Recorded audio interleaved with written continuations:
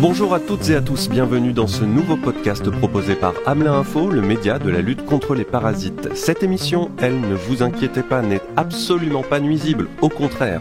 Alors ouvrez grand vos oreilles car on va parler d'un envahisseur redoutable, d'une menace particulièrement insidieuse et répugnante, de l'ennemi numéro 1, number 1 de vos maisons. Je ne vous en dis pas plus, écoutons d'abord un extrait d'un autre podcast, Les Envahisseurs, réalisé par Vincent Malone et le Poste Général, partenaire de cette émission. Féodor Atkin,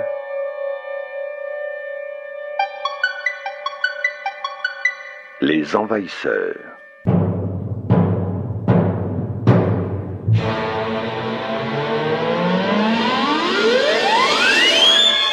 Aujourd'hui, la Mérule.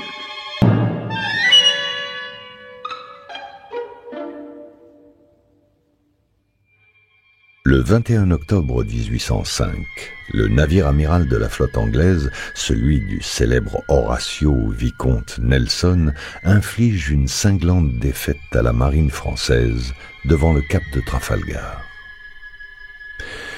Cependant, le Victory, vaisseau redoutable autant que magnifique, sera lui-même vaincu quelques semaines plus tard, réduit en poudre par un mal mystérieux. Horrible, visqueux, une pourriture.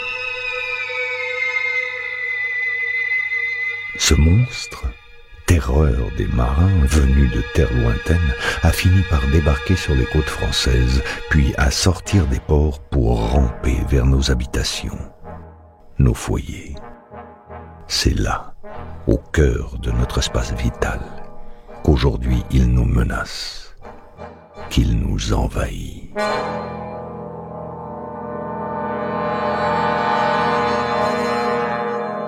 Ça fait peur. Ça fait peur.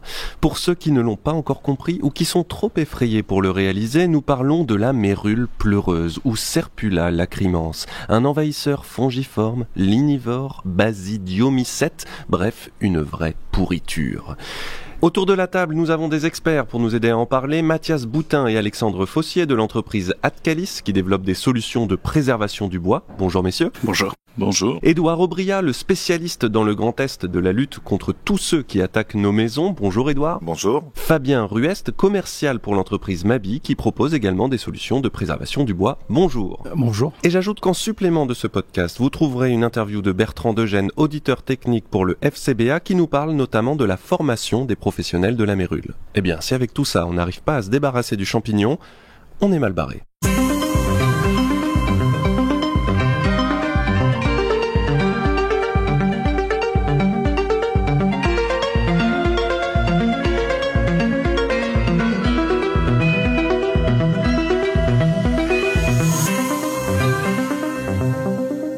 Alors parlons donc de la mérule, essayons de comprendre ce qu'est ce champignon. J'ai 4 experts autour de la table et une première question essentielle.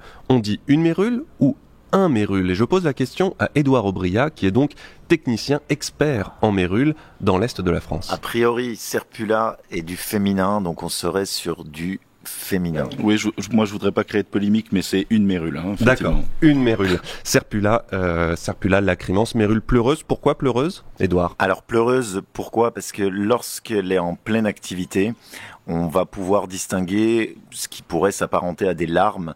En fait, c'est l'eau que Serpula va pouvoir aller pomper et cette eau va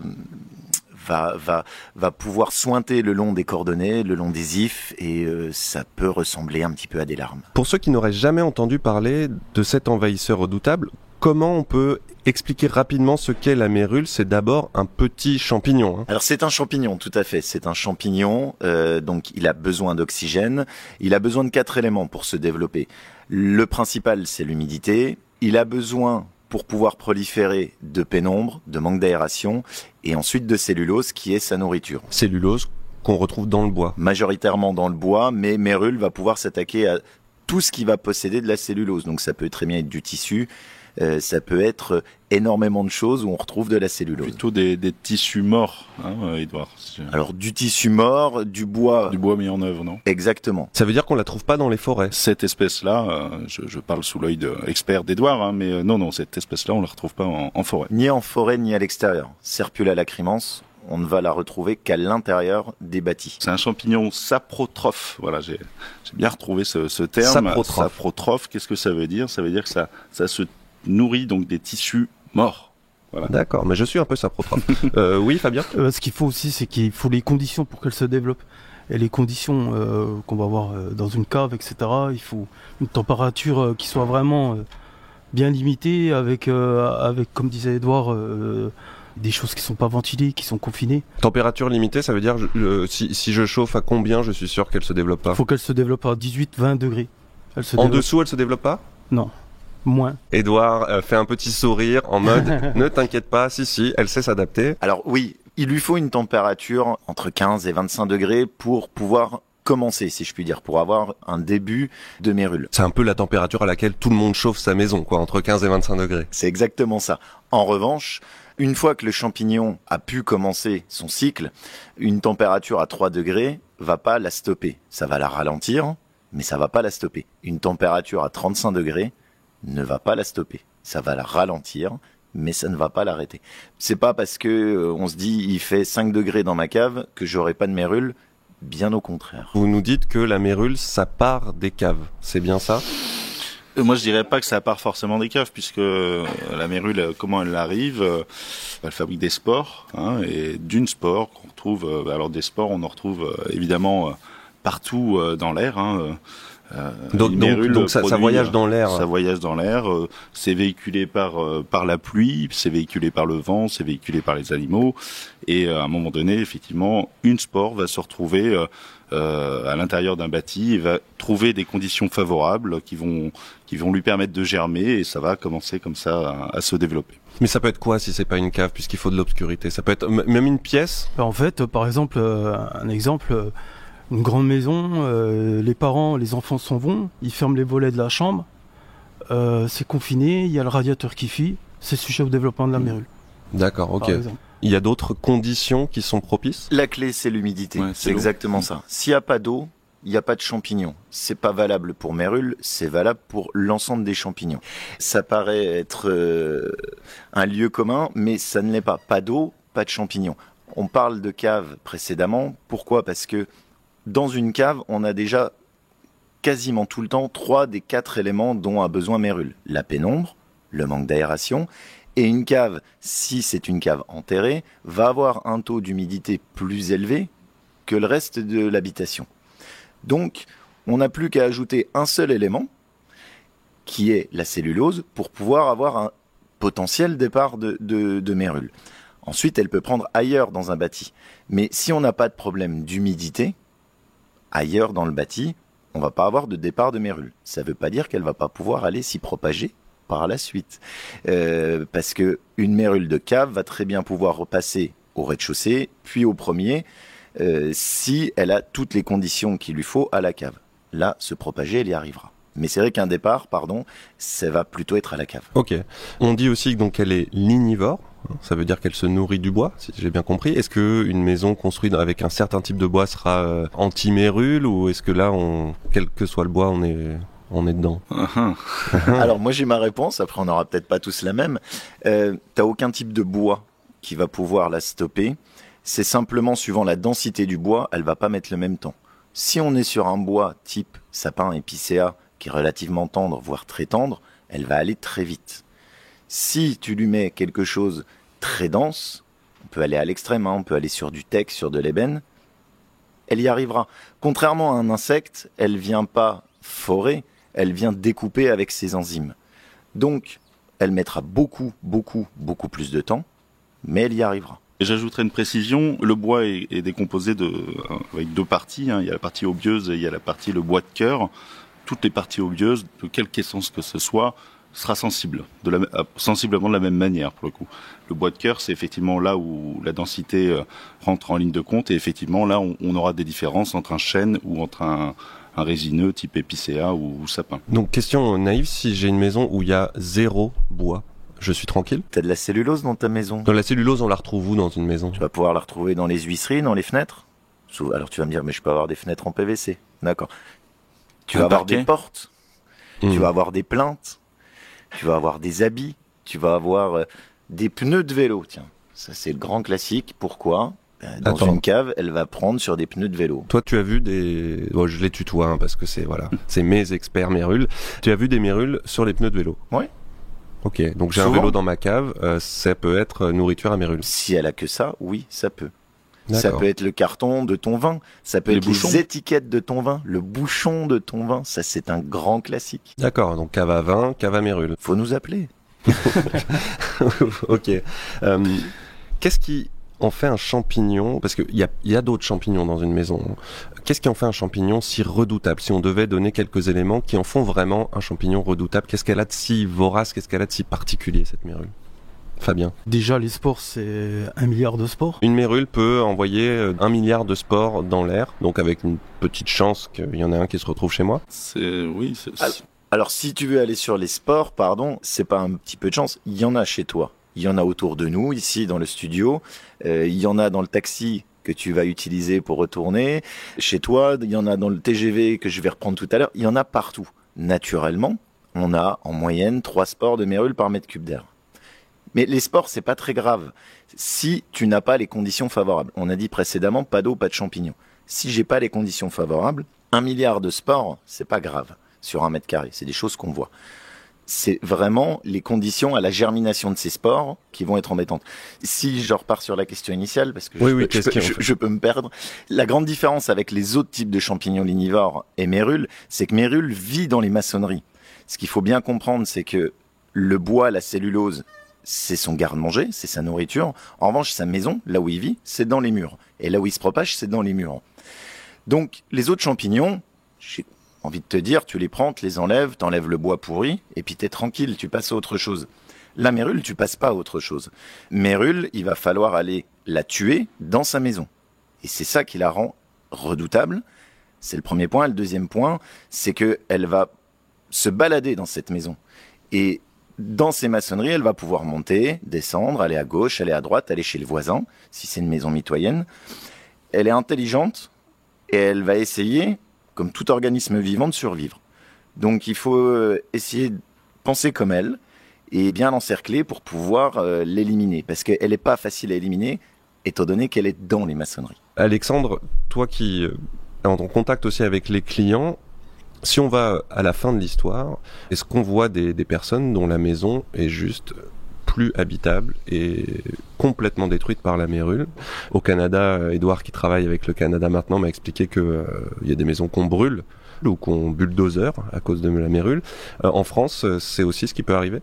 Ça dépend déjà de la configuration du bâti, d'une part, et puis du niveau de propagation et du niveau de maturité finalement de la mérule.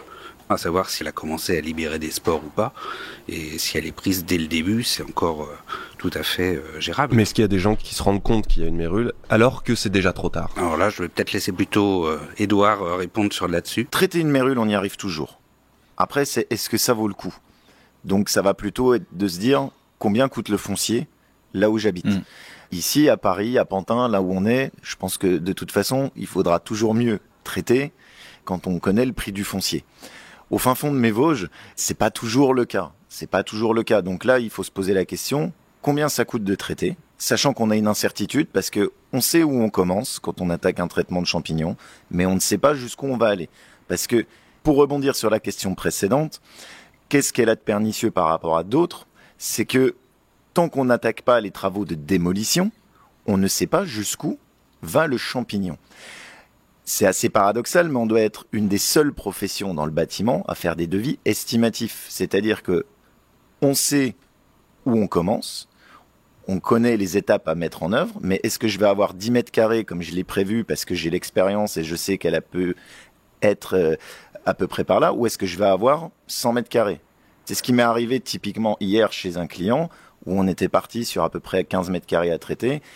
C'est pas terminé, on en est à plus de 60. Mathias, t'es d'accord avec ça? Oui, je suis complètement d'accord. Et puis il y a aussi un autre phénomène que j'ai pu voir aussi, c'est au sein d'une copropriété, il y a un des locataires ou des propriétaires qui va être informé, et le temps que tout le monde se mette d'accord, la mérule aura eu le temps de progresser allègrement sur différents étages, quoi. Donc D'où l'intérêt aussi d'informer les gens et qu'ils prennent au sérieux cette question. S'il y en a un qui est dans une copropriété qui signale potentiellement la présence d'une mérule, effectivement que ça doit alerter. Pas toujours facile visiblement. Hein. Est-ce qu'il y a des régions, des zones, là on parle de la France, particulièrement touchées? Moi j'avais entendu parler de la Bretagne, j'imagine que du coup dans les Vosges, ça doit être le cas aussi. Est-ce qu'il y a des zones à l'inverse qui sont totalement épargnées? Nous, fabricants de produits, on travaille sur toute la France. Hein. Il n'y a pas de frontières. Alors, on va pas vous cacher qu'effectivement, il y a plus de professionnels en Bretagne, sur le nord de la France. Voilà. Est-ce que vous, il y a des zones avec lesquelles vous ne travaillez pas, il n'y a pas de marché? Je dirais peut-être les dom-toms. Ouais. Et encore...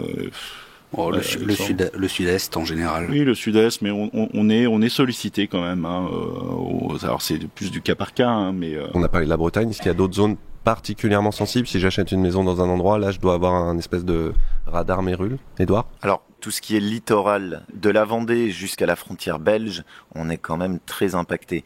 Ensuite, je suis d'accord avec Mathias, il y a pas de zone où on peut se dire je suis sûr de ne pas en avoir. Encore une fois, les spores, ils sont partout. Donc la seule clé pour ne pas en avoir, c'est pas d'humidité, pas de champignons. C'est la clé. Résidence secondaire, moins de surveillance, moins de présence, potentiellement plus de moments d'obscurité, la chambre des enfants qui est fermée parce que les enfants sont plus là. Effectivement, je suis dans une situation à risque. Oui, je pense on parle des maisons secondaires aussi, mais il y a aussi ce problème de réfection des bâtiments qui a pu se faire pendant des années où on plaquait des plaques de plâtre, hein, on cachait tout et puis du coup on n'y voit rien, on isole ça comme on peut. Et là aussi, pareil, on peut créer une atmosphère plutôt favorable. Et comme dit Édouard, il suffit qu'il y ait une fuite, il suffit qu'il se passe quelque chose d'un point de vue humidité et le champignon peut partir. J'ai intérêt à bétonner ma cave, quoi qu'il arrive? Pas forcément, parce qu'il faut laisser respirer le bâtiment. Mathias parlait des rénovations. Une maison qui a été construite il y a 100 ans, elle ne doit pas recevoir le même type d'isolation et le même type d'étanchéité à l'air qu'une maison neuve aujourd'hui. Bétonner une cave, pas forcément. Pas forcément, parce que tout dépend de la cave, tout dépend de comment elle respire. En tout cas, ce qui est certain, c'est que si j'ai une cave et que j'ai des ouvertures naturelles parce que c'est une vieille cave, il faut surtout pas les fermer. Si les anciens ont construit les bâtiments avec des ventilations, c'est que le bâtiment avait besoin de respirer. Donc, il ne faut pas bloquer les aérations, ou alors si on les bloque, on va mettre en œuvre des ventilations mécaniques pour pouvoir le laisser respirer. Une maison, elle est comme nous. Si elle respire pas, elle va avoir des pathologies. Ok, très bien. Et puis j'ai une autre solution, sinon je fais une chambre pour Édouard chez moi, et tous les matins il fait son petit tour d'inspection. Non mais je vois bien qu'il n'y a pas de solution miracle. Ce qu'il faut, c'est une vigilance et une connaissance de l'information, et c'est ce qu'on fait dans ce podcast, et on passe tout de suite à la deuxième partie.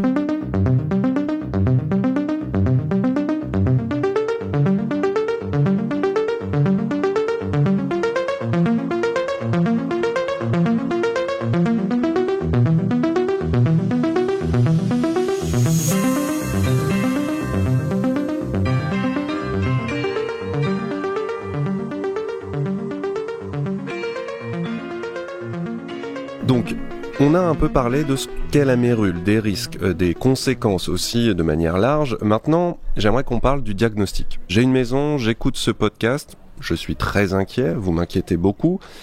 Donc, par où je commence et qu'est-ce que je dois essayer d'observer? Alors, est-ce que tu as une idée là maintenant de par où tu commences à ton avis? Bah oui, je commence par tous les endroits obscurs et humides. Donc, moi, j'irais effectivement dans la cave ou dans les endroits qui sont fermés depuis longtemps. Mais maintenant, ce que je veux savoir, c'est une fois que je suis dans cette cave, je regarde quoi? Tu vas regarder les endroits où tu as une liaison entre de la cellulose, du bois, et la maçonnerie.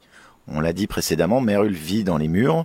C'est là où elle prolifère, c'est là où elle va se diffuser. Donc, il faut regarder les maçonneries. Dans une cave, généralement, tu as peu d'habillage.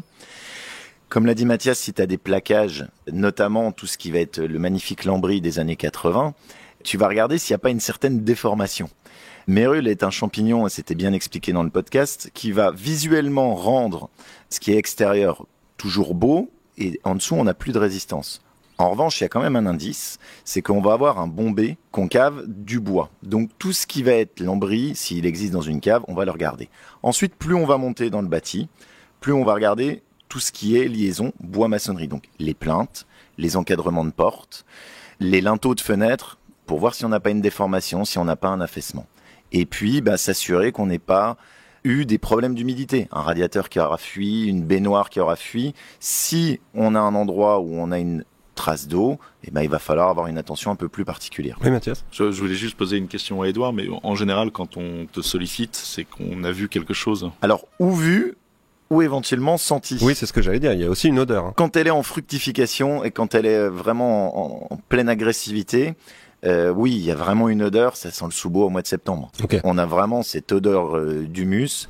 Donc, si on n'a pas l'habitude de sentir ça chez soi, c'est qu'il y a un vrai problème. Je rebondis sur ce que disait Mathias. Est-ce que visuellement, parce que tu parles de bois ou de plinthes qui sont bombées, à l'extérieur, je vois pas le champignon. Je vois pas le champignon comme la couleur avec sa couleur. Et... Alors tu vas pouvoir le voir, mais on est en phase. Généralement, quand tu le vois, c'est la partie émergée de l'iceberg. C'est mauvais signe. C'est pas bon signe. C'est pas bon signe.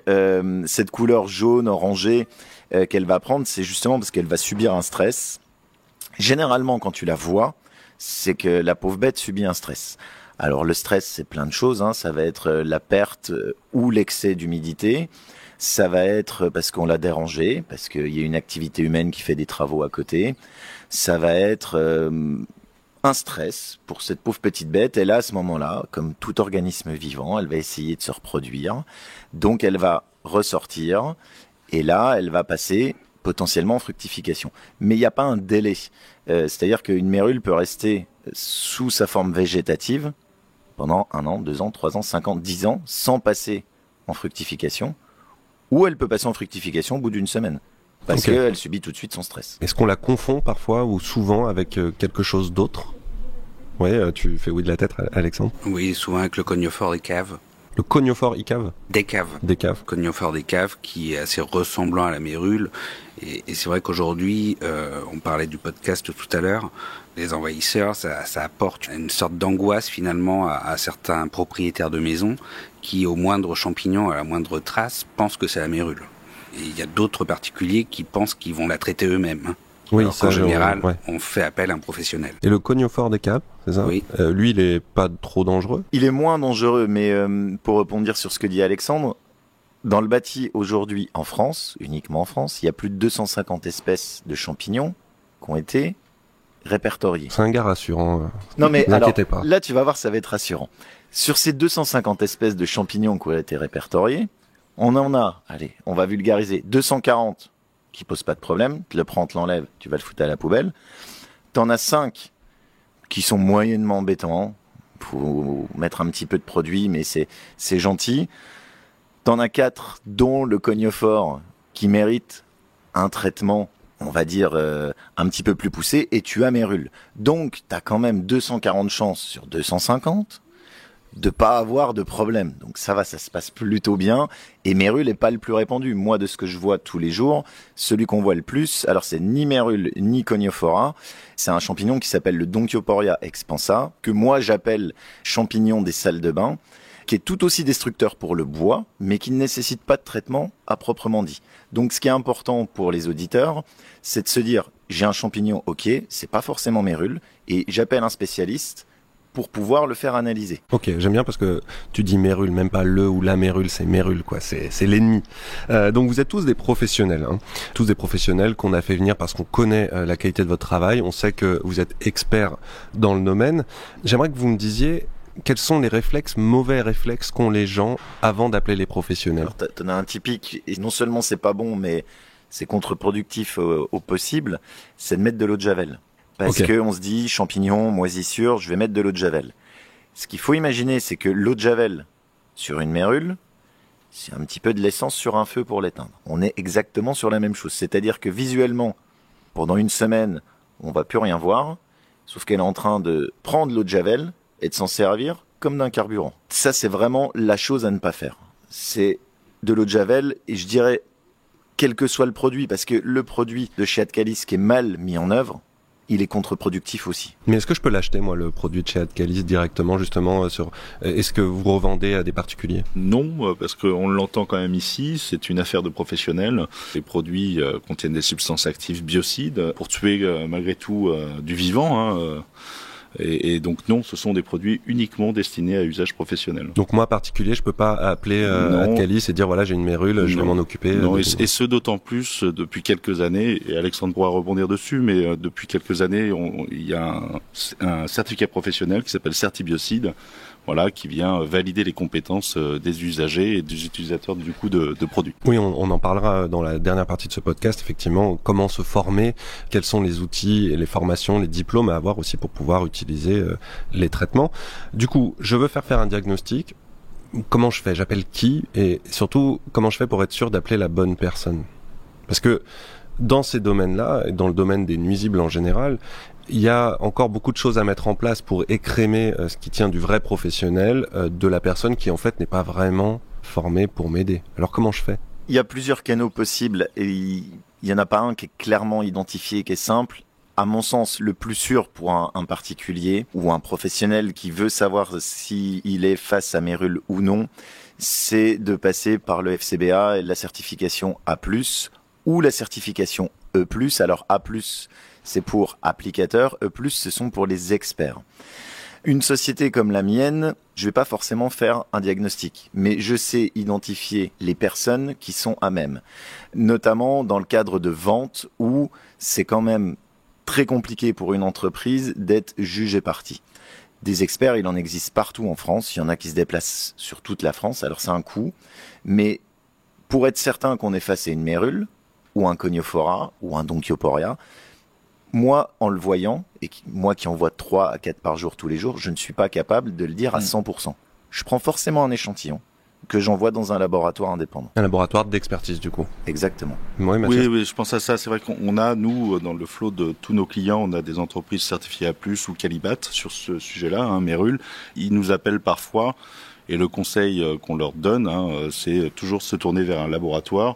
Il en existe plusieurs en France et ils envoient un échantillon. Donc, parmi les réflexes à avoir si vous découvrez une partie qui fructifie comme ça, c'est de surtout pas tout brûler, tout arracher. Vaut mieux à la limite le conserver dans un petit emballage et puis on envoie ça au laboratoire. Ça va lui permettre d'identifier la nature du champignon. Edouard, t'envoies l'échantillon au laboratoire qui te répond et une fois que tu as la réponse, tu peux aussi approfondir le diagnostic peut-être sur où ça en est justement avant de faire ton devis estimatif. Il y a tout un travail encore du diagnostic sur l'état d'avancée. Alors l'état d'avancée, mais comme on le disait, tu as plus d'une fois sur deux où ce n'est pas mérule. Donc de toute façon, le diagnostic il est fait.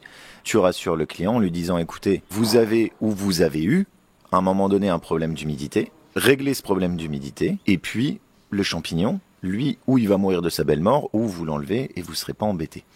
Ensuite, si c'est mérule, oui, à ce moment-là, on va devoir retourner chez le client pour pousser les investigations. Si on a une maison mitoyenne, si on a un étage en dessous, si on a des voisins, bon bref, savoir un petit peu où est-ce qu'elle a pu aller se développer et on avance comme ça. Mais petite précision, pour revenir sur le diagnostic, les gens qui font des DPE... Alors, DPE, tu peux... Alors, les diagnostics... performance énergétique. Performance énergétique, okay, c'est-à-dire les diagnostics obligatoires, le plomb, l'amiante, sont rarement, je vais pas leur tirer une balle dans le... mais sont rarement bien formés pour la mérule. C'est en train de changer, donc c'est très bien, mais aujourd'hui, ils sont rarement bien formés, parce qu'il y a pas mal de gens qui vont se tourner vers eux, parce qu'on se dit, ils font l'amiante, le plomb, ils devraient plutôt bien maîtriser mérule. C'est pas toujours le cas, en tout cas dans ma région. Je vais pas augurer des autres régions, mais dans le Grand Quart Nord-Est, c'est rarement le cas. En estimation, je fais venir quelqu'un, un expert comme toi, Edouard, qui fait un prélèvement qu'il envoie au laboratoire. Je dois m'attendre à quel type de devis là-dessus, juste sur l'analyse du champignon? Si c'est une entreprise qui vient gratuitement, oui, le déplacement, si le déplacement est gratuit, quelqu'un comme moi, encore une fois, il ne va y avoir que le prélèvement. Toi, t'es gratuit de toute façon, du début à la fin. Le prélèvement, c'est quelques centaines d'euros, de 200 à 400 euros le prélèvement. Ensuite, si c'est un expert qui vient faire un diagnostic pour une vente, comme on en parlait, là, à ce moment-là, il va passer quand même beaucoup plus de temps dans le bâti. Il engage sa responsabilité. Il engage sa responsabilité. Donc là, on va pouvoir être, suivant la nature du bien, sur quelques centaines à quelques milliers d'euros. pour pouvoir être certain que tout va bien. Mais c'est obligatoire, le diagnostic Mérule, si jamais je vends ma maison ? Alors, non, tant qu'on n'est pas dans un lieu sous arrêté préfectoral. C'est-à-dire que la loi Allure prévoit que le diagnostic est obligatoire lors d'une vente dans les territoires sous arrêtés préfectoraux. Mais vous m'avez expliqué que tous les territoires sont touchés. Oui, mais il n'y a quasiment aucun arrêté préfectoral. Sauf en Bretagne, en j'imagine. France. C'est sur des villes, il n'y a aucun département qui est pris Aucun par complet. cas, ouais. Et c'est au bon vouloir, c'est-à-dire qu'il n'y a pas eu de chiffrage. La méthodologie, c'est que un propriétaire, occupant ou non occupant, lorsqu'il a connaissance de Mérule, doit Le signaler. le signaler en mairie. Ensuite, est-ce que les mairies remontent l'information ? On ne sait pas. Normalement, la mairie doit remonter l'information aux préfectures, et ensuite le préfet, à partir d'un nombre qui lui semble, Significatif, ouais. voilà, va déclarer ou pas la région ou une ville ou une rue sous arrêté préfectoral. Le problème, c'est que les préfets ils changent tous les 3 ans et puis qu'ils ont autre chose à faire. Donc, il y a très peu d'arrêtés préfectoraux. Donc j'ai intérêt, moi, si j'achète une maison, à exiger un diagnostic Mérule. À condition d'avoir un expert qui sache le faire. Mais Voilà. ça existe, on est d'accord. Alors, ça existe, notamment les experts E+, via la certification. Donc Il y a- si j'ai un expert E+, je suis tranquille. Oui. D'accord. Et cette certification-là, E+, ça veut dire quoi ? Ça veut dire qu'il a une formation spécifique sur la mérule ? Alors, sur la mérule, sur les insectes à larves xylophages et sur les termites également. C'est-à-dire que c'est le pendant, donc c'est fait par le FCBA et c'est le pendant de A+, qui est pour les applicateurs. L'applicateur. Donc, Ok. ils sont non seulement formés, mais en plus, ils sont contrôlés. Ok, donc j'ai bien compris. Je fais faire un diagnostic par un expert E+, et a priori, on conseille donc d'avoir ce diagnostic à l'achat d'une maison, quelle que soit la zone, parce que le coût existe, mais le bénéfice, à l'inverse, de savoir ce qui se passe au niveau de la mérule est quand même assez important. Oui, tu voulais rajouter quelque chose ? Je rajoute que les notaires, parce qu'ils ont eu des petits déboires, quel que soit l'achat du bien en France, toutes les ventes, il y a un petit paragraphe mérule. Ils passent dessus à 200 à l'heure. Vous dites, bon, c'est bon, il n'y a pas de mérule. Mais vous le signez. Donc, les notaires, ils le savent. Même s'il n'y a pas eu le diagnostic, ils vous disent, non, mais c'est bon, il n'y en a pas. Toutes les ventes. Pourtant, c'est un phénomène qui existe depuis longtemps, même depuis très très longtemps, qui fait beaucoup de dégâts. Comment on explique que ce soit aussi peu pris en charge par les institutions ? Bah, Est-ce que c'est le coût ? Est-ce que je peux pas répondre complètement à ta question. J'ai un petit peu plus d'expérience pour le coup sur le sujet termite et il y a une loi qui encadre aussi un petit peu les problématiques termites, un petit peu du même ordre. Et cette loi, elle est antérieure à celle qui concerne la mérule. Et encore aujourd'hui, il y a beaucoup de mairies qui ne remontent pas l'information. Pourquoi ? Parce que ça dévalorise tout simplement le foncier. Et donc les maires remontent pas toujours comme il faudrait les choses, ou même le particulier en soi. Oui, ça fait pas une super pub au coin. Voilà, donc Édouard, la loi Allure, ça date de 2014. 2014, donc la loi termite, elle date de 99. Aujourd'hui, les choses quand même s'arrangent. On peut imaginer que dans un futur, les pouvoirs publics prennent quand même conscience du problème. Ils ont conscience du problème puisqu'ils ont fait une loi pour ça. Mais après, de là à ce que ça soit remonté comme il faudrait. Ça pose également un autre problème, contrairement aux termites. Un termite, on va pouvoir être certain qu'on en a ou pas. Parce que ça fait du bruit, ça fait des coordonnées. Mérule, il n'y a pas un expert, même un expert E+, surtout pas un expert E+, qui va se mouiller de façon certaine. La seule chose qu'on peut dire, c'est le jour de la visite, visuellement, je n'ai pas constaté de champignons. Mais pour être certain que vous n'avez pas de mérule dans une maison que vous achetez, à part la désosser, Ah oui, c'est à ce point-là. on peut avoir des mérules en sommeil pendant plusieurs mois, plusieurs années, qui peut ne pas se réveiller pendant le temps où vous allez vivre dans cette habitation, qui vous posera pas de problème, mais qui peut se réveiller. Ok. Tant que je ne désosse pas la maison, je peux pas avoir la certitude. Si vous faites un diagnostic plomb ou amiante, votre plomb ou votre amiante ne va pas apparaître du jour au lendemain. Votre mérule peut apparaître 1 heure après que le diagnostiqueur soit passé. Ok. Il y a un vrai sujet de responsabilité derrière. Très bien. Eh ben, on a bien compris en ce qui concerne le diagnostic. Maintenant, on va passer à l'étape d'après. On va rentrer dans le dur puisqu'on va s'occuper de s'en débarrasser de cette fichue mérule.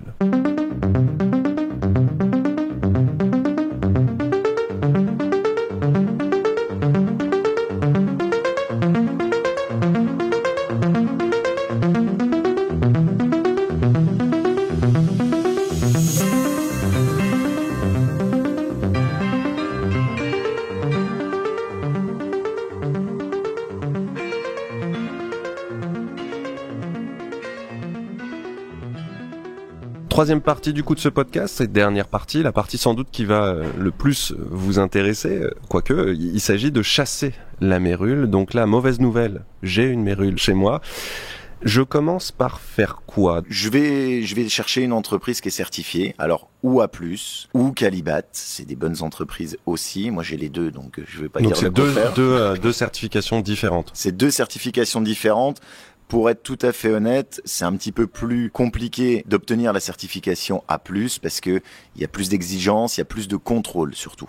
Mais Calibat, c'est un gage d'avoir une société qui fait du bon boulot, et on a également des entreprises qui ne sont pas certifiées, qui peuvent faire aussi du bon travail. Je suis pas en train de dire que c'était une obligation, mais en tout cas, on est certain qu'on va pas se faire avoir par un brigand, et on est certain d'avoir affaire à une société qui a été formée, qui sait utiliser les produits de chez Adcalis, les matériaux de chez Mabi et qui connaît la technicité à mettre en œuvre. Donc on passe justement à l'armement. Donc je vais me tourner vers Fabien. C'est quoi les gros types de matériel qu'on utilise ? Je crois qu'il y a la pompe déjà. C'est ça. En fait, si on passe à la phase traitement, proprement dit. Oui, du protocole de traitement. Ouais. Donc on imagine que le labo, il a certifié que ce soit bien de la mérule. Donc là, on passe vraiment au traitement. Donc la première chose à faire, déjà, on le répète, c'est pas d'humidité. S'il n'y a pas d'humidité, il n'y a pas de champignons. Donc il faut vérifier les causes d'humidité et les supprimer. Donc voir s'il n'y a pas une fuite, qu'est-ce qui crée cette humidité ? C'est ça. Une fois qu'on a fait ça, on va mettre à nu les sols et les maçonneries. C'est-à-dire qu'on va déposer les bois pourris, enlever tous les supports qui nous empêchent d'accéder directement à la maçonnerie. Cette étape a pour but de bien délimiter la zone infestée et de pouvoir inclure aussi un périmètre de sécurité d'environ 1 mètre, 1,50 m autour de la zone infestée. Donc là, déjà, je dois m'attendre à ce qu'on commence à désosser ma maison. Là, il y a pas le choix. De toute façon, Édouard l'a bien expliqué, il faut casser pour savoir comment a proliféré mérule au sein du bâtiment. C'est ça, exactement. Sur cette phase-là, est-ce qu'il y a du matériel spécifique déjà qu'on utilise ? Alors, il y aura des EPI, forcément. Il y aura un masque P3, par exemple. Il faut se protéger les yeux aussi avec lunettes de protection, une combinaison poussière. Il faut avoir des sacs hermétiques pour pouvoir mettre les gravats, les organes du champignon, les pulvériser avec le produit fongicide et les mettre dans des sacs hermétiques emmenés dans des déchetteries pour éviter de nouvelles contaminations. Une fois qu'on a mis à nu la maçonnerie, on va piquer les joints autour des pierres parce que les filaments mycéliens de la mérule s'engouffrent dans la maçonnerie. Elle va aller chercher autour des pierres, etc. Donc il y a une étape où on va vraiment piquer les joints, enlever les jointures pour découvrir au maximum le champignon. On va piquer les joints par exemple avec un burineur électrique ou alors un burineur pneumatique. Pareil, on va se protéger aussi des nuisances sonores que font ces appareils avec un casque anti-bruit. Une fois qu'on a piqué les joints, qu'on a vraiment découvert le champignon, on va brosser, balayer autour des pierres, enlever le maximum du champignon. C'est toujours le même but en fait. Brosser avec une brosse métallique, on n'est pas là avec... Oui, c'est ça. Il y a un vrai boulot de préparation. Ouais. Ensuite, donc l'étape où on va passer la flamme. Donc on passe la flamme uniquement sur la maçonnerie, avec un chalumeau directement branché à une bouteille de propane. Là on brûle le champignon ? Là on brûle vraiment tous les petits filaments qui restent, qu'on peut quasiment pas voir à l'œil nu parce qu'on aura déjà bien enlevé déjà. Donc c'est vraiment le passage de la flamme sur la maçonnerie pour vraiment détruire tout ce qui pourrait rester du champignon. Ok. Voilà. Donc après, on va passer à l'étape de préparation. Donc on va percer, on va forer des trous, des puits d'injection, où là on va vraiment injecter à cœur le produit fongicide dans la maçonnerie. Donc on va percer ces trous en quinconce, 2/3 de l'épaisseur du mur, d'aller vraiment bien profond dans la maçonnerie. Et ensuite on va passer à la phase traitement. On va placer dans ces trous des injecteurs. Alors les injecteurs, ce sont des chevilles avec une bille anti-retour qui empêche le produit fongicide de ressortir. Donc ça s'imprègne bien dans le mur.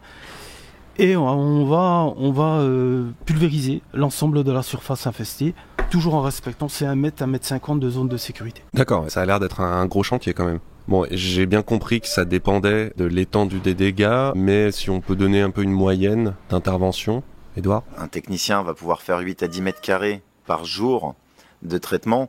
Ça va surtout dépendre de 2 facteurs. Le premier, c'est la nature des revêtements qui sont devant tes murs. Est-ce que j'ai un crépi ou est-ce que j'ai un placo ? Parce que décrépir ou enlever un placo, c'est pas la même chose. Et puis la deuxième chose, ça va être l'épaisseur de tes murs. Fabien parlait des 2/3 un minimum parce que il faut qu'on sature complètement la maçonnerie de produit. entre forer un mur de 50, 60, 70 cm en granit, comme moi je peux le trouver par chez moi, ou forer une brique de 15 à 20, le temps il n'est pas du tout le même. Et pour répondre de façon un petit peu plus globale sur le temps d'intervention, ça va dépendre des opérations connexes autour. Parce que quand tu traites une mérule, tu as besoin d'énormément d'intervenants du bâtiment. Le spécialiste du mérule, ou de la mérule, ne peut pas être spécialiste de tout. Si on a des fenêtres, on va avoir besoin d'un menuisier pour les déposer. On va sûrement avoir peut-être un radiateur qui va être à la charge du plombier. On va avoir un compteur électrique. On va avoir besoin de l'électricien. Je ne vais pas tous les énumérer, mais on a besoin d'énormément de choses. Donc, ce qui peut prendre du temps, c'est, comme sur un chantier normal ou de construction, c'est de réunir tous ces corps de métier de façon quasiment simultanée pour que ça puisse bien se passer. J'ai coutume de dire en mérule à mes clients qu'il faut savoir perdre du temps au début pour que lors du démarrage des travaux, on n'en perde plus. C'est-à-dire, on a identifié tous les corps de métier dont on va avoir besoin. On les a tous sollicités. Tout le monde est OK sur un planning. Et là, on va pouvoir y aller. Parce que des chantiers qui commencent et on se rend compte qu'il nous faut l'électricien, le machin, et on perd un temps fou. Ok. Vous, chez Adcalis, quel type de produits vous proposez ? On propose des produits pour tous ces envahisseurs qui peuvent faire des dégâts sur le bois et sur le bâtiment de manière plus générale. J'ai parlé de thermie tout à l'heure, ouais. On fait ça. Effectivement, sur la mérule, il y a deux approches. Il y a effectivement les maçonneries et après, il y a aussi la protection qu'on peut associer au bois. Et là, après, on a échangé avec Édouard sur le sujet. Est-ce qu'il faut traiter ou pas un bois qui a été touché par la mérule ? Non, Édouard, il veut tout casser. Édouard veut tout casser. Je sais que les règles d'usage varient d'un point de vue ou à un autre. Je dirais que nous, à la limite, c'est au cas par cas et au chantier où je pense que l'expertise du professionnel fait la différence. Après, oui, donc il y a les produits fongicides qui vont rentrer en ligne de compte et c'est effectivement ce que disait Fabien. Donc des injections, un quadrillage dans le mur, un quadrillage dans la maçonnerie. On injecte à peu près 1 litre, si c'est pas plus, de produits par trou. L'idée, c'est vraiment d'inonder le mur de manière à ce que les fongicides, parce que souvent il y en a plusieurs, soient répartis parfaitement dans la maçonnerie. Ces fongicides, il en existe plusieurs types. Est-ce qu'il y a de la concurrence sur le marché ? Est-ce qu'il y a vraiment des leaders dont on reconnaît l'efficacité et qui sont imposés ? On va parler surtout des substances actives qui sont dans ces produits-là. On a, on va dire, 3-4 grandes familles de fongicides qui ont des fonctionnalités différentes sur les cellules du champignon. Il y en a certaines qui vont détruire les cellules du champignon pour pouvoir laisser rentrer les autres. Et puis il y en a qui vont, on va dire, entre guillemets, faire mourir le champignon. Édouard, toi, t'as des produits, voilà, tu travailles avec, tu sais que ceux-là, tu les préfères sur leur efficacité. Est-ce qu'il y a vraiment des grosses différences, même entre professionnels, des gens qui travaillent plutôt avec tel produit, d'autres avec d'autres ? Malheureusement, Adcalis a tué le marché, ils ont le meilleur produit. Donc, non, Ils ont un excellent produit, ils viennent de sortir un nouveau produit qui est plus vertueux. Nous, on vient de passer dessus il y a quelques semaines. En termes d'efficacité, le produit fongicide maçonnerie, il est bon, il est excellent. Il y a des vraies différences, à mon sens, non pas sur les maçonneries, mais sur les produits du bois. Autant je rigolais en disant qu'ils avaient le meilleur. En revanche, ils ont clairement le meilleur. En termes de bois, c'est un produit gélifié qui s'appelle le FongiPlus. C'est une Rolls-Royce. Bon, ils le savent parce qu'ils nous le vendent très cher, mais il est très bon. Donc, là, on parle de traitement du bois. On parle de traitement du bois, c'est-à-dire que pour les bois qui sont restés en place et qui ne sont pas carriés par le champignon. T'aimes pas ça? J'aime pas ça.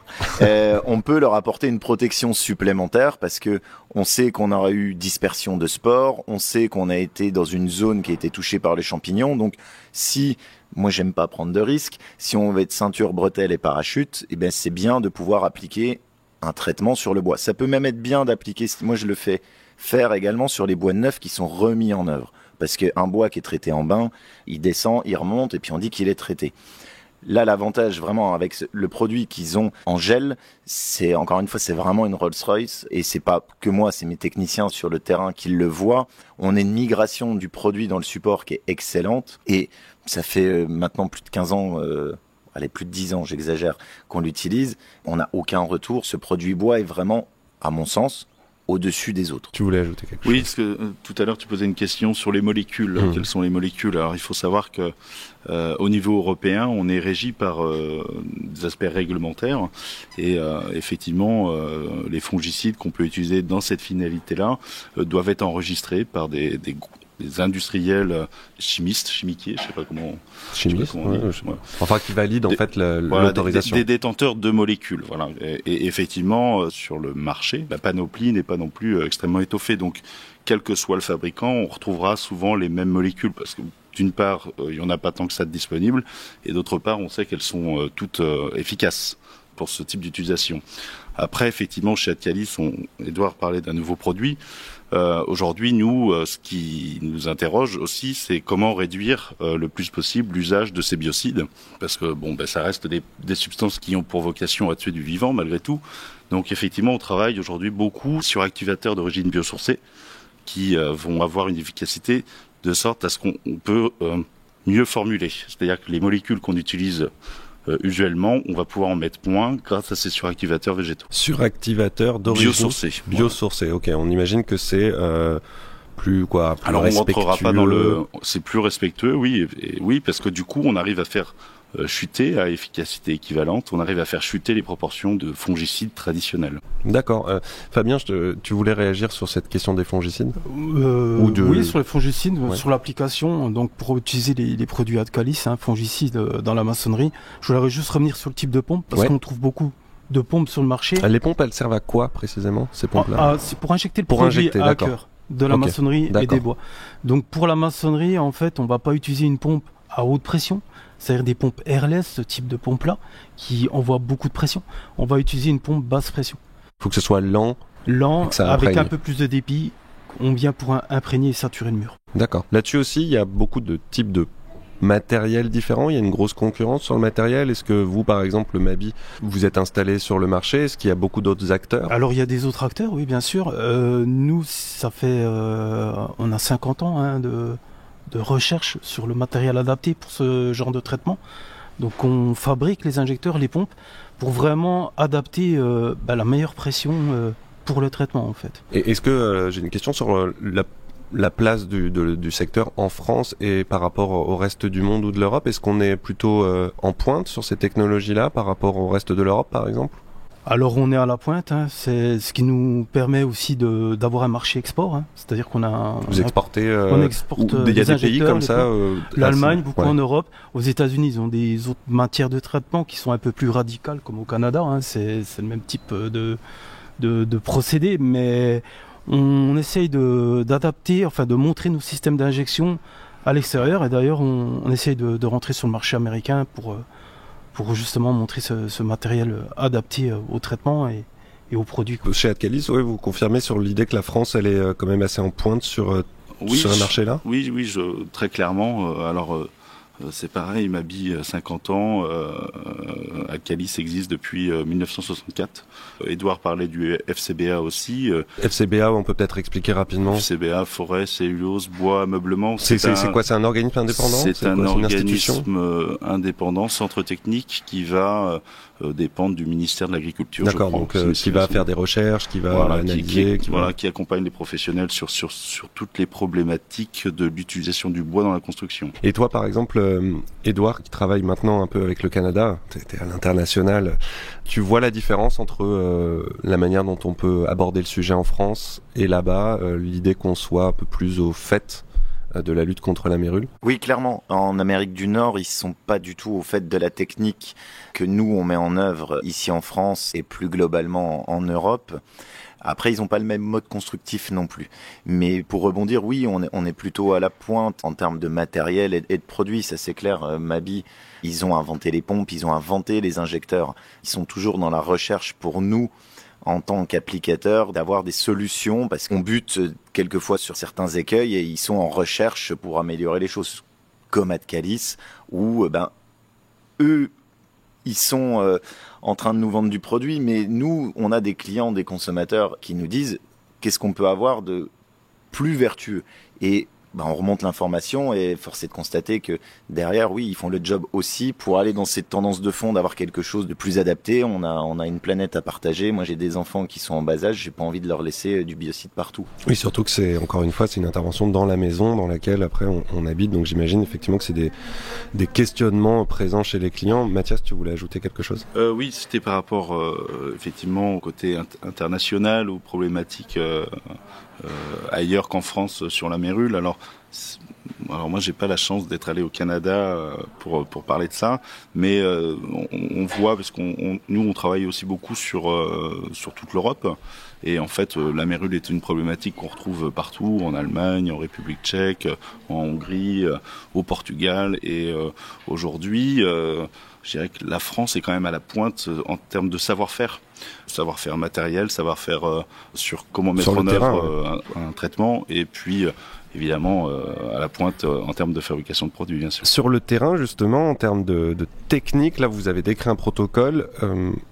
Est-ce que ça évolue ? Est-ce que ça a beaucoup changé ? Je sais pas, toi, Édouard, depuis combien de temps tu traites la mérule ? Est-ce que tu as vu beaucoup de changements ? Même toi, tu as adapté ta manière de faire, des choses, tu t'es rendu compte que c'était plus efficace de faire comme ça ? Est-ce que là, en ce moment, il y a des gros changements, des pratiques alternatives ? Est-ce que tu vois des concurrents à toi qui travaillent totalement différemment, mais qui, voilà, d'une manière intéressante quand même ? Ou est-ce qu'il n'y a qu'une manière de faire ? Alors, il y a jamais qu'une manière de faire, ça, dans quoi que ce soit. Alors, nous, ça fait 40 ans même un peu plus, ça fait 42 ans maintenant. Donc, j'imagine quand même qu'il y a eu des évolutions. Il y a eu des évolutions, il y a eu surtout... Alors, sur les évolutions, on a augmenté les périmètres de sécurité, parce qu'on s'est aperçu surtout que le champignon pouvait plus facilement passer les barrières. Donc on a augmenté, Fabien parlait d'1 mètre ou 1,50 m de périmètre de sécurité. Ça, c'est des choses qui ont évolué dans les dernières années. Donc ça, c'est parce que la mérule va plus loin que ce que vous pensiez ? Oui, c'est-à-dire que, comme on le disait précédemment, elle vit dans les maçonneries. Et initialement, on nous demandait de décrépir jusque là où on la voyait, avec un petit périmètre de sécurité. Parce qu'on pensait la voir systématiquement sur la maçonnerie. Et on s'aperçoit que des fois, sur 1 mètre, 1,20 m, 1,30 m, elle va pouvoir être quasiment invisible, même une fois qu'on a décrépi, et puis qu'elle va ressortir plus loin. Donc il y a eu des cas de récidive. De toute façon, c'est sur le terrain que l'on voit comment elle réagit. Elle a une vraie intelligence, hein. Elle a une vraie intelligence. Donc, les périmètres ont augmenté. En ce qui me concerne, tu me posais la question, est-ce que moi je mets des choses ? Oui, je vais plus loin que les référentiels, parce que j'aime bien être bien sécurisé, et je m'aperçois notamment que suivant les matériaux, par exemple dans du granit, on a énormément de mal à faire migrer le produit, du fait de la nature de la pierre. Alors plutôt que de faire, je ne vais pas rentrer dans du très technique, mais on va rapprocher les quadrillages, on va allonger les longueurs de percement pour pouvoir également mettre peut-être un petit peu moins de produits par trou, mais au moins on est sûr de saturer complètement la maçonnerie. Donc les protocoles évoluent, et je dirais que nous, en termes d'applicateurs, on va échanger les bonnes pratiques. Il y a des choses que je mets en place aujourd'hui qui m'ont été soufflées par des collègues.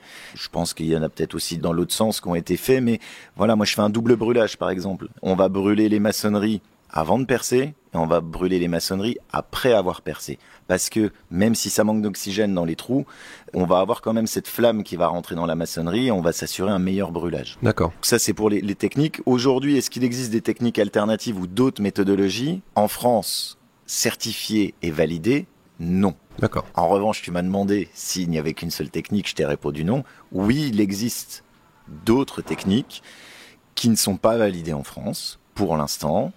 Notamment une qui est la technique par ce qu'on appelle la technique d'air chaud. C'est-à-dire que c'est principalement en Allemagne, dans les pays scandinaves, où ils ont mis en œuvre ce type de technique. Ça consiste à élever la température pendant une durée, grosso modo une vingtaine d'heures, au-delà de 50 degrés, dans le matériau pour pouvoir tuer le champignon. Intellectuellement, ça fonctionne. Dans les faits, force est de constater que ça fonctionne dans certains cas en Allemagne et dans les pays scandinaves. Ensuite, ce n'est pas du tout ce qu'on peut lire ça et là d'une technique propre, alternative et adaptée à tout bâtiment. Le FCBA se penche sur cette technique. Il y a des études qui sont menées en ce moment pour voir si ce qui a été fait sur un modèle empirique peut fonctionner en réalité. Encore une fois, intellectuellement, ça doit pouvoir fonctionner, ça doit fonctionner. Néanmoins, c'est une technique, à mon sens, sur moi, le marché que je vois, qui pourrait être adapté à peut-être 10, voire 15% du marché. Parce que ça implique énormément de choses. Ça paraît extrêmement séduisant comme toute nouvelle technique. Quand on creuse un petit peu, c'est pas forcément, et c'est même de toute façon certain que ce n'est pas adapté à la majorité des chantiers. C'est plutôt des énormes chantiers, des très gros ensembles, des très gros châteaux. Là, pourquoi pas. Et puis, pour terminer là-dessus, on nous sort que c'est très écologique par rapport à la chimie. Il faut savoir où est-ce qu'on met l'écologie, parce que je vous parlais d'avoir 20 heures à 50 degrés dans une maçonnerie, ça veut dire qu'on a des moyens de chauffe extrêmement puissants à mettre en œuvre, et qu'avant que la maçonnerie soit à 50 degrés à l'intérieur, il a fallu mettre cette énergie encore avant. Donc on parle de 36 à 48 heures de chauffe avec des groupes électrogènes, avec du pétrole et avec tout ce que ça implique. Donc je dis pas que c'est pas écologique, mais voilà, il faut regarder un petit peu tous les versants. Je pense que c'est une très bonne alternative dans certains cas. Ok, chez Adcalis, vous regardez ces traitements alternatifs. Est-ce que au niveau du fongicide, il y a beaucoup d'expérimentation? Justement, on parle de chimie, d'interrogation sur l'impact produits chimiques. Est-ce que c'est vraiment un gros sujet chez vous? De toute façon, c'est un sujet. Je veux dire, Edouard en a parlé. Enfin, l'environnement aujourd'hui, c'est un sujet pour tous. Enfin, je veux dire que ça soit nous, fabricants de produits biocides, que n'importe qui d'autre. Après, comme je l'ai dit, aujourd'hui, on a une expertise chez Adcalis qui appartient à un groupe qui s'appelle le groupe Berchem, c'est le végétal. Et aujourd'hui, effectivement, on vient de mettre sur le marché un produit qui a pour ambition de réduire les quantités de biocides traditionnels dans sa formule. Donc effectivement, on s'y intéresse. Après, sur du traitement alternatif par la chaleur, c'est pas notre corps de métier, tout simplement. Est-ce qu'on... Alors, je sais que la réponse va être non, mais je la pose quand même à Édouard. Toi, quand tu pars d'une maison, tu ne peux pas dire à ton client « Vous êtes débarrassé de la mérule à 100%, elle ne reviendra pas ». Il y a toujours une vigilance à avoir. Et en termes de responsabilité, du coup, de la personne qui intervient, comment ça se situe? Est-ce que toi, est-ce que tu garantis quelque chose? Est-ce que tu es responsable si jamais la personne se rend compte qu'il reste encore un bout de mérule quelque part? Alors, est-ce que je garantis? Oui, je garantis. On donne des garanties relativement courtes. Pour la simple et bonne raison... Mais qu'elle peut réapparaître déjà. Alors, elle peut réapparaître, mais si je travaille bien, normalement, si ça réapparaît, ce n'est pas le même champignon. Le problème, c'est qu'aujourd'hui, on n'est pas capable de dire, voilà, ça c'est l'individu A, et si dans 3 ans, on refait une analyse, c'est un individu B. C'est-à-dire qu'on ne sait pas faire ce séquençage comme on pourrait faire l'ADN chez les humains. Ce sera possible. Le jour où ça, c'est possible et c'est démocratisé, moi, j'ai pas de problème à donner une décennale. Aujourd'hui, de façon factuelle, ma société, on donne des garanties de 2 ans. Mais il existe des sociétés qui vont vous donner 6 mois, 1 an, 2 ans, peut-être des fois 3, 4 ans. Si quelqu'un vous dit j'ai une garantie de 10 ans, j'ai envie de vous dire fuyez. Ça veut dire toi que pendant 2 ans, une fois que tu es intervenu, si jamais je vois réapparaître quelque chose qui ressemble à de la mérule, je t'appelle? Dans la même zone, oui. Je t'avouerai que, alors, je suis pas plus malin qu'un autre, ça me tombera un jour sur le coin du nez, mais en 40 ans, ça nous est pas arrivé. D'accord. Mais je suis pas plus malin qu'un autre, d'accord? Donc, non, mais c'est quand même un indicateur, ça veut dire que... C'est un indicateur, mais je pense que c'est vrai chez l'extrême majorité des entreprises A+. On a un protocole à suivre qui est drastique, on est contrôlé pour ça, c'est pour ça que parlait de faire appel à une entreprise A+. Donc si le job il est bien fait, si on a essayé de comprendre par où elle pouvait ressortir et qu'on ne lui laisse pas ses portes de sortie, elle doit pas revenir. Ce qu'il faut comprendre, alors après si on me rappelle et qu'il y a une mérule 2 pièces plus loin, sauf si on retrouve une liaison entre celle que j'ai traitée et la nouvelle, là j'y peux rien. Mais il y a 2 choses qu'il faut bien comprendre. La première, il n'y a pas plus de risque d'avoir du mérule dans une maison qui en a déjà eu que dans une maison où il n'y en a jamais eu. On n'est pas maudit. On n'est pas maudit, et il faut pas se dire, tiens, cette maison, il y a la mérule, ou il y a eu la mérule, je vais pas l'acheter. Je dirais même, pour moi, une maison où il y a la mérule, ou qui a eu la mérule, c'est plutôt une bonne opportunité pour l'acheteur. Parce que il va pouvoir, il va pouvoir utiliser cet argument. Il y a des gens qui vous disent, moi, s'il y a eu la mérule, je veux même pas rentrer. Ah ouais. Sauf que celui qui est un peu plus malin, si c'était bien traité, il y a une garantie par une société certifiée, il va pouvoir faire baisser le prix. Donc, bon, ça c'est la première chose. La deuxième chose, c'est que on se rend compte que la meilleure vigie pour nous, entreprises, une fois qu'on a traité une mérule, c'est les occupants. Parce que, on va pas se mentir, dans 100% des cas, ça traumatise les gens. un tout petit peu, moyennement, beaucoup. Mais quel que soit l'âge, la catégorie socio-professionnelle, les gens ils sont traumatisés par cette cochonnerie. Donc, à la moindre fuite d'eau, à la moindre toile d'araignée, au moindre salpêtre, au moindre n'importe quoi, ils sont hyper vigilants et ils vont nous appeler tout de suite. Le nombre de personnes qui m'appellent 6 mois, 1 an et demi après et qui voient des toiles d'araignée, mais c'est pas tous les jours, mais c'est toutes les semaines. J'ai des gens qui m'ont fait venir, et des gens avec un niveau d'éducation élevé qui m'ont fait venir des magnétiseurs. Ça traumatise les gens. Donc la meilleure vigie, c'est les occupants. Donc si le job il est bien fait dans les règles, si on n'a pas d'eau, pas de champignons, la maison, il n'y a aucun problème. Mérule ne revient pas d'un simple claquement de doigts. Et à la fin de l'intervention, il y a du coup aussi un traitement, une prévention, justement sur ce que, comme tu disais, si on installe des nouveaux bois, on les traite pour éviter, normalement, que la mérule revienne. Normalement, ils ont été traités, les bois, donc il n'y a pas de raison. Là, c'est plutôt moi, dans le cadre des travaux où je préconise aux clients de rajouter un produit. Ensuite, si on fait des travaux 1 mois, 6 mois, 2 ans, 10 ans après, encore une fois, il n'y a pas plus de risque dans une maison qui en a déjà eu qu'une maison où il n'y en a jamais eu. Donc il faut attendre que le cerveau se remette gentiment en place, sortir de la psychose, et puis ensuite tout va bien. Mais je dirais, c'est comme si tu te fais mal au ski, au tennis, au foot. La première fois que tu vas retourner jouer, tu vas avoir l'appréhension. La deuxième un peu moins, la troisième, et puis ensuite c'est reparti. Et on n'a pas le temps d'en parler là, mais tu parlais de choc, de traumatisme, pour avoir lu des témoignages, et c'est comme sur les autres nuisibles, je pense à la punaise de lit par exemple, psychologiquement, ceux qui ne connaissent pas se rendent pas forcément compte à quel point c'est traumatisant, parce qu'on parle bien de sa maison, de son habitat, parfois d'un habitat qui est l'héritage d'une famille, de quelque chose auquel on est très attaché. Et comme on l'a bien vu, la mérule, on parle de désossement, de gratter les murs, d'ouvrir, de creuser, et de se rendre compte qu'il y a quand même quelque chose qui vit, d'un parasite en fait, qui vit à l'intérieur de la maison avec nous. Et ça peut être très très compliqué à gérer d'un point de vue psychologique. Mathias, tu voulais ajouter quelque chose peut-être sur la prévention, sur le traitement? D'abord sur la partie bois, dans une construction relativement récente, tous les bois de structure sont traités. D'accord. Normalement, donc normalement, ils devraient être préservés un temps durant, puisque encore une fois, s'il y a des problématiques d'humidité qui sont anormales par rapport à la construction, le traitement va avoir une efficacité réduite. Et puis après, pour ce qui est du traumatisme, j'ai une bonne connaissance qui avait acheté donc dans le sud de Toulouse une maison Saturbois en plus, pas de chance. Et puis en fait le propriétaire s'était bien gardé effectivement de faire connaître l'information, et aujourd'hui cette bonne connaissance a réussi à s'en tirer parce que sinon ça partait vraiment, je pense, assez loin d'un point de vue judiciaire, et il ne veut plus habiter en maison. Aujourd'hui c'est quelqu'un qui a acheté un appartement et pour lui c'est terminé. La maison individuelle, il n'en veut plus. Mais il peut y en avoir en appartement aussi. Oui, il faut pas va lui lui dire. dire. En tout cas, il achètera plus de maison bois, ça c'est sûr. Non mais j'imagine bien, oui, Fabien. Oui, je voulais juste réagir par rapport aux équipements de protection individuelle. Tout à l'heure, on a vu la protection pour la dépose, en lait, tout ça.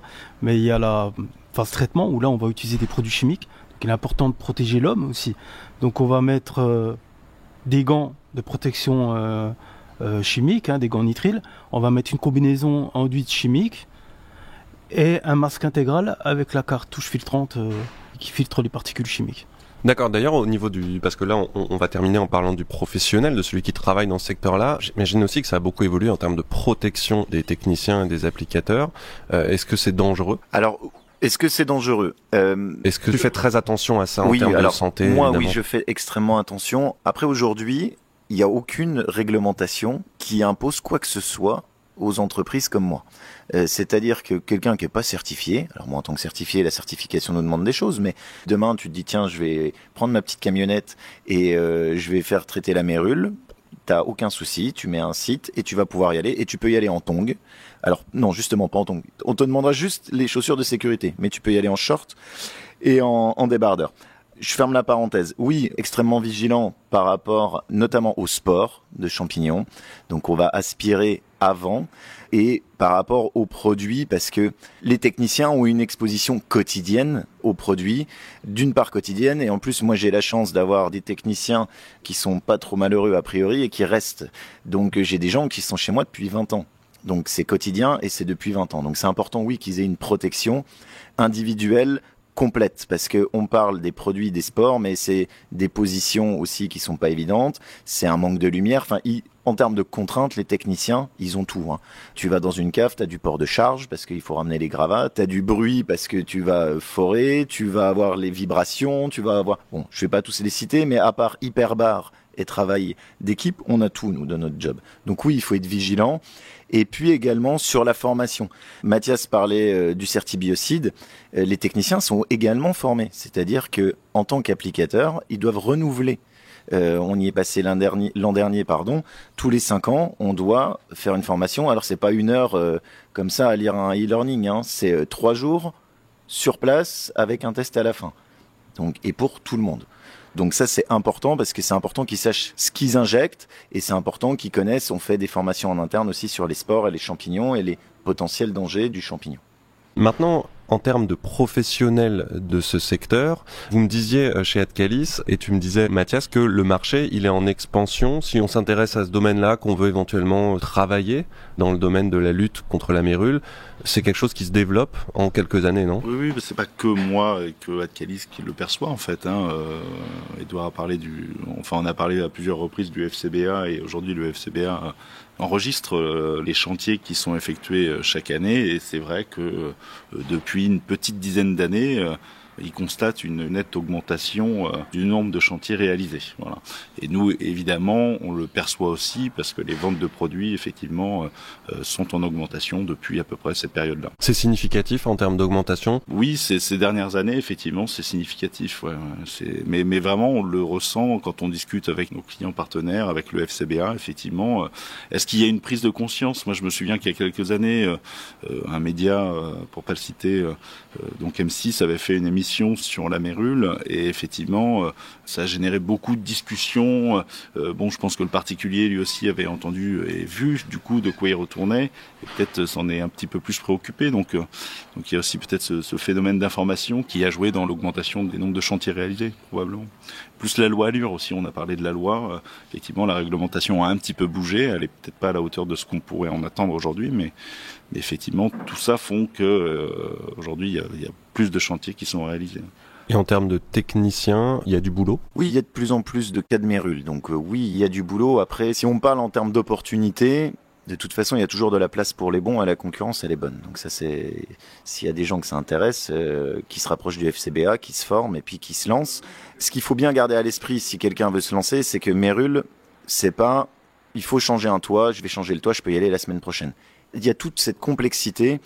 Un chantier peut commencer 4 ans, 5 ans, 6 ans. Là, j'en ai un qui va commencer 10 ans après la découverte du champignon parce que il y a énormément de contraintes autour, de succession, de qui paye, de comment, par où on l'attaque et ainsi de suite. Donc, c'est un cas extrême 10 ans. Mais en moyenne, entre la découverte, le premier passage et la réalisation du chantier, il va se passer plusieurs semaines, voire plusieurs mois. Donc, faut avoir ça en tête. Mais oui, il y a du boulot. Et s'il y a des bons qui veulent venir, qui viennent, ça enlèvera les pas bons. Donc, oui, il y a du boulot. Ok, je crois qu'on a fait le tour de ce champignon qu'est la mérule et on a bien compris qu'il s'agissait d'un domaine où il faut de l'expertise et où il y a de l'expertise. On a des exemples autour de la table. Et il y a le FCBA du coup aussi, duquel on peut se rapprocher si on est à la fois victime de la mérule, qu'on s'intéresse professionnellement à ce secteur, parce que il faut pas faire n'importe quoi. On parle de produits chimiques, on parle d'interventions quand même très spécifiques, très techniques, et puis on parle d'un secteur où il faut pas se rater, parce que on parle de maisons, de personnes que ça peut traumatiser, et d'une vraie cochonnerie, pour rester poli, qui a plus d'un tour dans son sac et qui est redoutablement intelligente. Un véritable envahisseur donc, mais on a notre armée de chasseurs de mérules autour de la table, super bien équipés, prêts à vous en débarrasser, et on a bien compris aussi qu'en France, on est plutôt pas mauvais sur cette affaire. Donc je vous remercie tous d'avoir participé à l'émission, d'avoir pris le temps de venir des Vosges, du sud-ouest, vous allez tous reprendre le train, repartir chasser la mérule vers chez vous, parce qu'à Pantin, ça doit exister, mais pour l'instant, on parle plus de punaises de lit. Ce sera peut-être l'occasion d'une autre émission. Donc, je vous remercie encore une fois. Je remercie bien sûr le poste général et Vincent Malone à la réalisation de nous avoir accueillis dans son studio. Vous retrouvez d'ailleurs sur le site du poste général tout un tas de programmes audio très très intéressants, comme Les Envahisseurs, dont vous avez écouté un extrait au début de l'émission. En ce qui nous concerne, donc Hamelin Info, on vous attend sur le site internet pour d'autres podcasts, des articles, de l'info sur les nuisibles, sur les 3D, à la fois pour les professionnels, pour les particuliers. Et puis merci à vous tous de nous avoir écoutés. Pensez à regarder dans votre cave ce soir, à côté du petit radiateur qui fuit, au cas où, on ne sait jamais. Salut.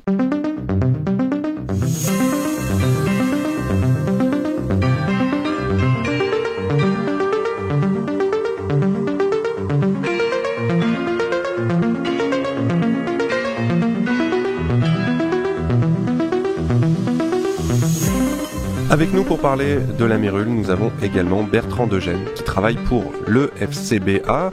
Bertrand, une première question, qu'est-ce que le FCBA dont on a beaucoup parlé avec nos experts autour de la table ? Le FCBA, c'est le centre technique du bois pour toute la filière qui touche au domaine du bois. Donc on est un centre technique industriel, on est rattaché au ministère de l'Agriculture et on travaille sur tous les domaines du bois, de la sylviculture jusqu'à l'ameublement en passant par la construction.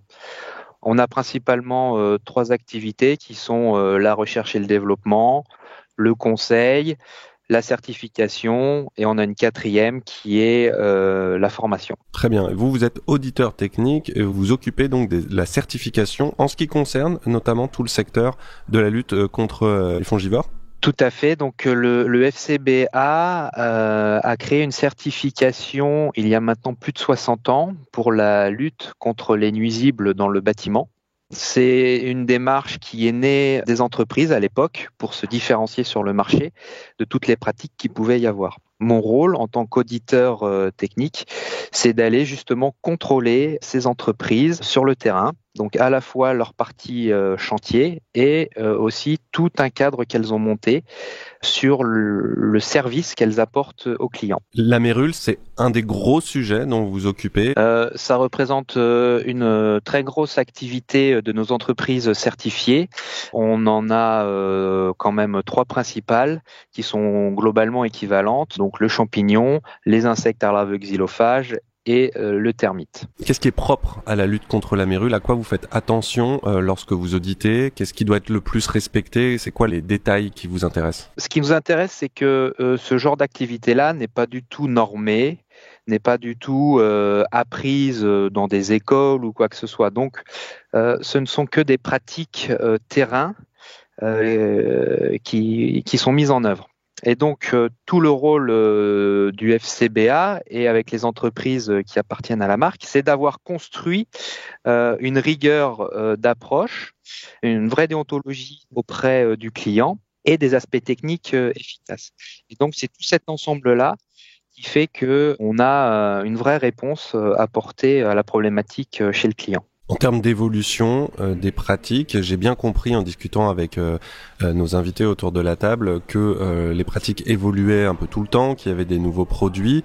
Est-ce que vous remarquez que ces dernières années, il y a une attention particulière sur ce sujet-là ? Est-ce que ça a toujours existé ou est-ce qu'il y a des tendances, une nouvelle tendance à faire attention à la mérule, à lutter contre la mérule ? L'enjeu des entreprises, c'est d'être efficace pour répondre aux problèmes de leurs clients. Globalement, le traitement de la mérule, c'est principalement déjà de remettre son bâtiment en conformité avec des problèmes d'humidité. Donc, c'est vraiment, ce qu'il faut comprendre, c'est que le traitement, il intervient après une première opération qui est de remettre son bâtiment dans des conditions saines. D'accord. Il faut bien comprendre que c'est d'abord ça, remettre son bâtiment dans des conditions saines. Après, les entreprises, elles arrivent pour enlever la mérule, donc des opérations qui ont été de démolition, de grattage, de brûlage, voilà, de façon à faire disparaître le champignon, d'enlever les bois attaqués, etc., dans toute la zone, et ensuite de mettre des produits de prévention pour ne pas que la mérule revienne ou puisse trouver des conditions de développement. Les techniques, globalement, elles sont là depuis maintenant plusieurs décennies. Cette approche a fait ses preuves, mais dans le cas où les gens ne remettent pas leur habitation dans des conditions saines, ils jouent avec le feu. Au niveau de l'information, ce qui m'a un peu interpellé, c'est qu'on sent quand même qu'il y a encore un manque d'informations auprès notamment des propriétaires de maisons. Ça, c'est quelque chose aussi qui vous préoccupe, l'idée que les gens connaissent mieux ce champignon, puissent mieux faire attention aux conditions d'humidité et aux conséquences que ça peut avoir. Alors l'information du grand public, c'est toujours quelque chose un peu délicat à gérer. C'est vrai qu'il y a des choses qui ont été menées par rapport aux performances énergétiques du bâtiment, mais les diagnostics parasitaires restent globalement sur le territoire français assez peu mis en œuvre. Et on est, nous, souvent confrontés, et les entreprises certifiées sont souvent confrontées à des gens qui achètent en effet des maisons et qui finissent par découvrir des vices cachés, etc. Et quand ça n'a pas été mis dans les auprès du notaire stipulé dans les accords de vente, ça peut souvent conduire à des crises pour les personnes elles-mêmes. Elles ont acheté un bien qui s'avère complètement dégradé. Donc en effet, oui, nous on n'a pas de rôle sur cet aspect-là. Il y a la loi Allure maintenant qui est sortie, dans lequel les gens doivent déclarer en mairie quand ils ont des travaux de lutte contre les mérules à faire. Il y a des départements aussi où vous êtes censé faire le diagnostic parasitaire de votre maison. Encore faut-il détecter la mérule. En termes de produits, vous travaillez sur des solutions alternatives aux chimiques ou aux traitements traditionnels ? Dans notre rôle FCBA, ça fait aussi très longtemps qu'on a sorti une certification dans les années 80 sur les produits. Pareil, l'industrie chimique a été très prolifique à la sortie de la guerre et nos entreprises certifiées se doivent d'utiliser également des produits certifiés. Ces produits certifiés, ils ont un aspect d'efficacité contre le nuisible visé, mais également un aspect environnement et sécurité. C'est une certification qui est propre à la France ou oui, ça se passe au niveau européen ? C'est une certification qui est propre à la France. D'accord. Donc on a tout un dérivé dans nos certifications, donc on en reparlera peut-être un peu après, mais on a le CTBA+, pour les applicateurs, P+, pour les produits certifiés. Mmh. Donc c'est des produits qui sont efficaces et dont on a évalué l'aspect environnement et toxicologique. D'accord. Voilà, parce qu'on a quand même des opérateurs qui utilisent des produits, il faut en tenir compte. Donc, on a des produits qui sont certifiés, qui sont efficaces, et on a les experts plus pour la reconnaissance et en cas de litige. Donc voilà. Et donc, on a longtemps travaillé sur des produits efficaces pour répondre à ça. Ensuite, le FCBA, on travaille avec nos entreprises certifiées pour, en effet, trouver d'autres techniques pour se substituer aux produits biocides. Mais on n'en est encore au début et ça reste compliqué. Donc, on pourra évoquer le traitement à la chaleur. Oui, on l'a évoqué avec vos experts. Il existe une norme aujourd'hui qui vous explique que en mettant votre bâtiment en chauffe à 56 degrés pendant 16 heures, vous éradiquez la mérule. Encore faut-il arriver au cœur des maçonneries et surveiller son bâtiment pendant toute cette période de chauffe. Donc nous, avec les entreprises, on mène avec nos laboratoires de biologie et de chimie des essais sur de la mérule que l'on élève en laboratoire un petit peu. On met dans différentes conditions de maçonnerie pour vérifier des températures, des efficacités, etc. Ah, donc vous élevez des mérules ? On est en mesure, en effet, de faire fructifier de la mérule sur des échantillons de bois pour après et tester l'efficacité notamment des produits. Donc, si j'ai bien compris, moi, en tant que particulier, si je veux être sûr de faire appel à des professionnels certifiés, je peux me tourner vers vous. Vous pouvez vous tourner vers nous. On a un site internet qui est le www.ctba+.fr, tout écrit en minuscule. D'accord. Sur lequel vous retrouverez la liste des entreprises, tout l'environnement réglementaire autour de la lutte contre les nuisibles, donc les insectes et les termites également. Vous trouverez aussi des liens vers le site des produits certifiés. Un particulier peut demander à toute entreprise qui se prétend apte à lutter contre le champignon. Vous pourrez voir si elle utilise des produits certifiés qui ont été évalués par notre centre technique. Vous pourrez savoir aussi si elle vous dit qu'elle est certifiée, vérifier si elle est certifiée sur notre site internet. Les listes sont publiques.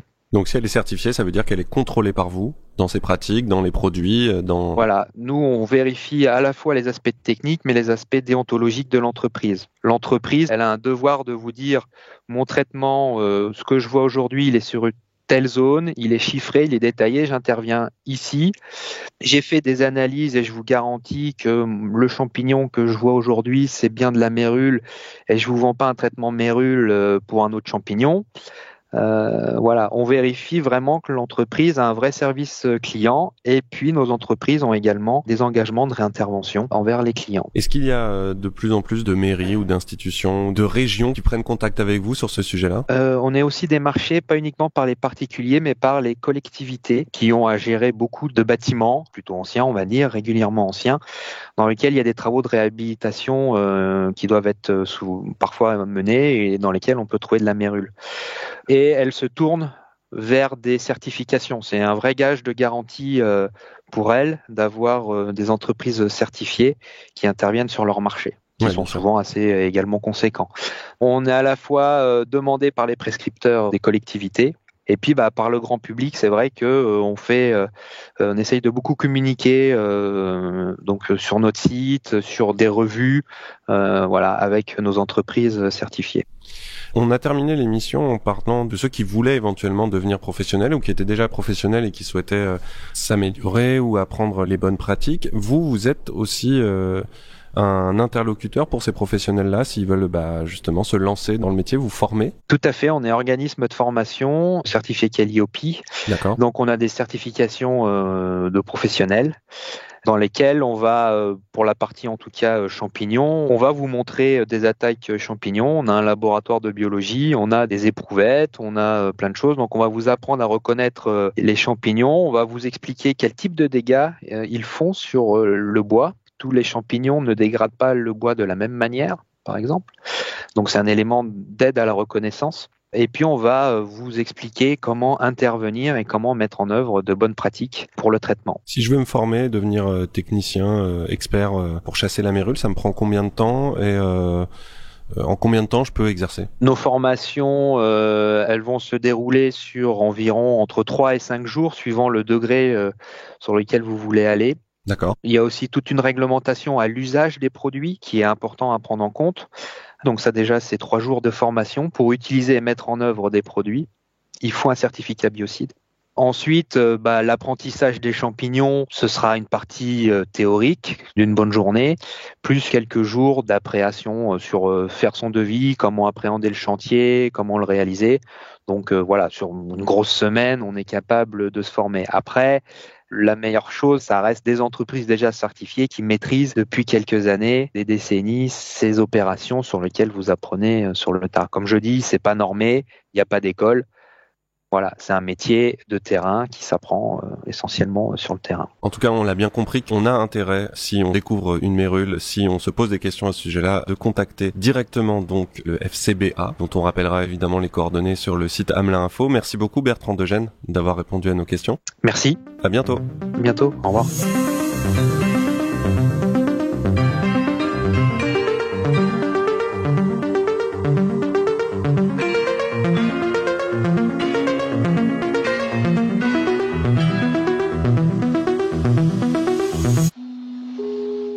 C'était une émission du Poste Général.